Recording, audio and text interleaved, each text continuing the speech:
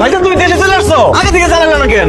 বিদেশ থেকে অনেক টাকা পয়সা খরচ করে আইসা আমি কোনো রঙ্গরসের কথা শুনতে আসি নাই মা। তোমরা আমার বল হয়ে যা করছো এই জন্য পাগলের মতো আমার সুইটাটা লাগছে। ভাবি তোমার খবর দিয়ে আনাইছে, আমাকে লিগে তোমার খুব তাড়াতাড়ি চলে আউন লাগবে, তাই না? তুমি বলছো আমি ডাব কেটে দিই, মাথা ঠান্ডা করো, তারপর সবকিছু শুনে তুমি একটা সিদ্ধান্ত দিও।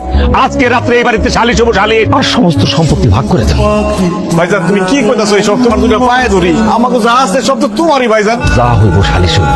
মানিক, মানিক, আমি কোনো পোলারই কিছু বলবো না। আমার দুই পোলার আমার কাছে সমান। আমার বড় পোলা মানিক বিদেশ কইরা পানি কইরা টাকা পাঠাইয়া এই সংসারটারে যেমন আগ্রহে রাখছে, আমার ছোট বোতে আলমগীর যে ও শ্রম দিয়া কঠিন পরিশ্রম কইরা এই সংসার আগ্রহে রাখছে। তুই কি ভুলে গেছো? আলমগীরের এসএসসি পরীক্ষার সময় আমার বিরাট বড় একটা অসুখ হইলো, কিন্তু ও তো এসএসসি পরীক্ষা দিতে পারে নাই। আমার সেবা যত্ন কইরা ঢাকায় অপারেশন কইরা বাড়িতে নিয়ে আসছে।